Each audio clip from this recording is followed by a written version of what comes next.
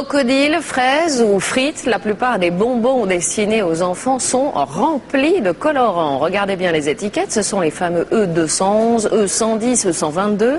Eh bien, l'Union européenne pourrait bientôt les interdire. Une étude publiée dernièrement dans le très sérieux Lancet prouve qu'ils seraient à l'origine de l'hyperactivité des tout jeunes consommateurs. François Baudonnet, Alain Locasio. Manger des bonbons ou des yaourts fabriqués avec certains colorants rend-il les enfants hyperactifs? Une étude britannique jette un pavé dans la mare. Elle a comparé le niveau d'activité de 300 enfants, dont certains avaient bu une boisson pleine de colorants et de conservateurs. Et le résultat est sans appel. L'effet sur leur hyperactivité est significatif. Il y a une liste de colorants qui ont été identifiés comme étant nocifs, qui sont notamment le rouge cochenille, qu'on retrouve dans de nombreux aliments, notamment les bonbons, qui sont quand même adorés par les enfants, dans certains yaourts à boire, dans des boissons lactées, notamment goût framboise ou fraise, et dans des grenadines.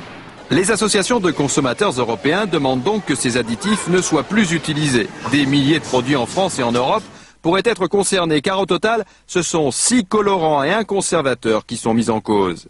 Au Royaume-Uni, en tout cas, la polémique fait rage et l'agence de sécurité alimentaire britannique demande elle aussi le retrait de ces produits chimiques. Notre décision devrait pousser les industriels à retirer ces colorants artificiels des boissons et de la nourriture. Problème, les bonbons aux couleurs les plus vives sont souvent les plus appréciés par les enfants. Oh, je les adore. J'aurais du mal à m'en passer, ils sont vraiment trop bons. La balle est maintenant dans le camp de la Commission européenne. Des experts des 27 pays se réunissent d'ailleurs aujourd'hui à Bruxelles. C'est à eux de décider de l'avenir de ces produits chimiques.